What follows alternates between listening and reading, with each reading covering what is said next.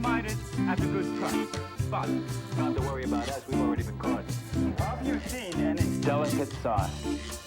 Delicious. And can you answer our question?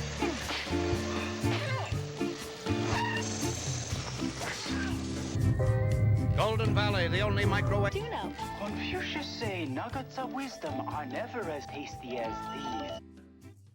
So we started shooting in New York on location the movie, and I got called in to do a part. Now, I should say this. The book that I wrote, Speaking Under Pressure, learned from the testimony and real-life experiences of an actor, a spy, a private eye, right? I tell a lot of these experiences that I had in different places. And the second chapter, it's 3 a.m. in Greenwich Village.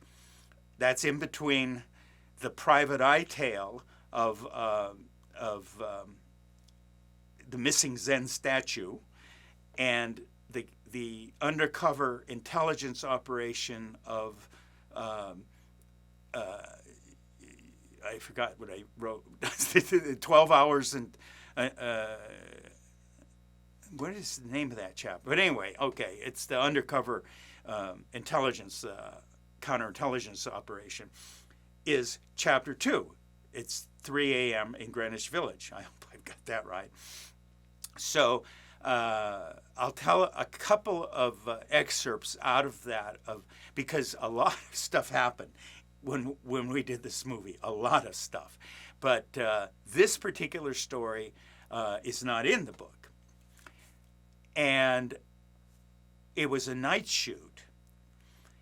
And out on the street in Manhattan, the middle of Manhattan, the director, Peter Yates, was a big fan of the very famous director Billy Wilder, who did a picture called Some Like It Hot with Marylin Monroe and Jack Lemmon and Tony Curtis. Okay, great picture.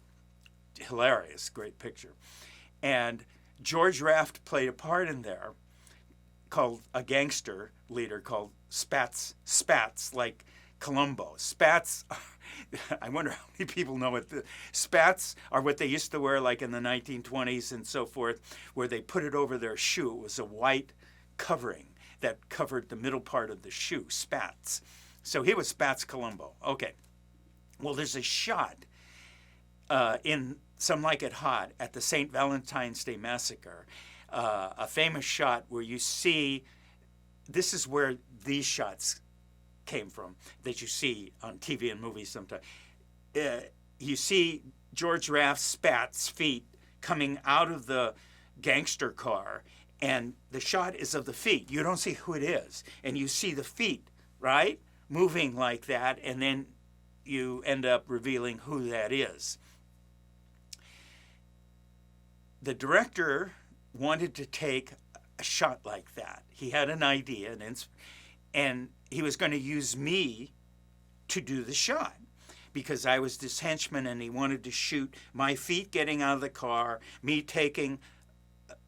feet getting out of the car, me taking a couple of steps, stopping, and then a lit cigarette down, show the foot squashing the cigarette out, and then move on, right? That's the shot. No dialogue, that's the shot. Sometimes what seems like a small shot can end up a very big deal, pain. Okay. So the shot is of my feet only getting out of the, I didn't have spats on. No spats, okay? And I'm walking and I'm gonna, step on the cigarette that I threw down on and then walk off. It's nighttime in the middle of Manhattan, late at night, early in the morning. When you shoot exterior location, nighttime, you shoot until the sun comes up, When you shoot daytime, you shoot until you lose the sun. But anyway, so we're out there, and Peter Yates tells me what he wants. You know, he wants this, foot shot like Billy Wilder. And he said, "Do you know the shot?" And I said, "Yes, I do." Okay. We need cigarettes. Do you smoke?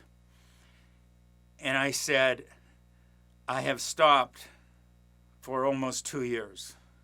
And he looked at me and he said, "I don't want to do that to you." So he asked for a crew member, a grip in this case, who smokes, who had a lot of cigarettes. Okay, so the grip is going to, for each shot, light a cigarette, cut it in half, light a cigarette so that, it's half burned up or whatever. Hand me the cigarette.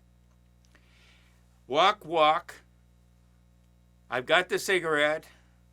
I drop it down. Now, don't forget, all you're seeing is my lower legs and ankle and feet. You're going to drop the cigarette.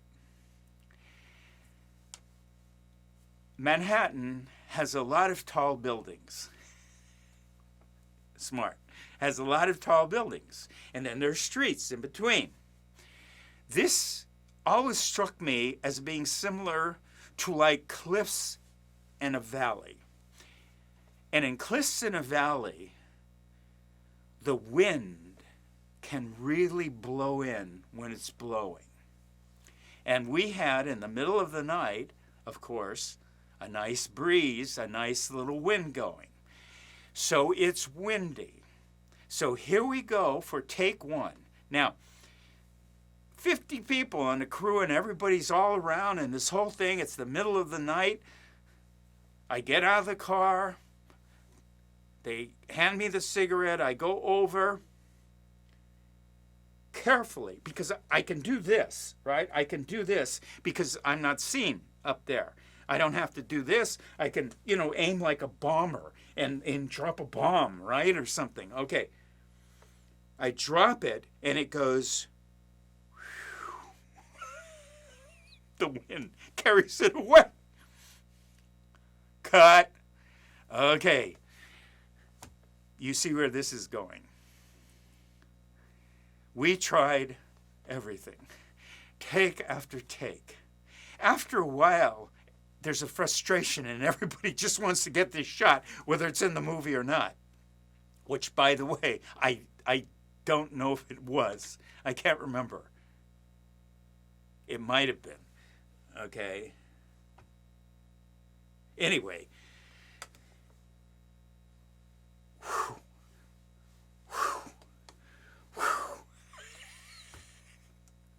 The grip is going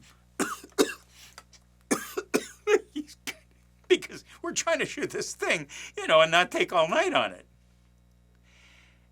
Eventually,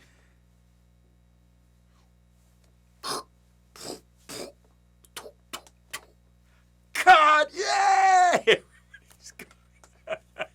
I don't know if it was in the movie, okay? I know that he wanted to borrow, if you remember my story about the audition, I had a snap-brim, dark gray cap, right? This, kind of like street thug thing. And he wanted to borrow that cap to put it on Christopher Plummer so that when he shot Christopher Plummer coming upstairs or something, you saw the cap and the audience would think it was me. That was the idea. I think that was in the movie. I'll have to watch the movie again.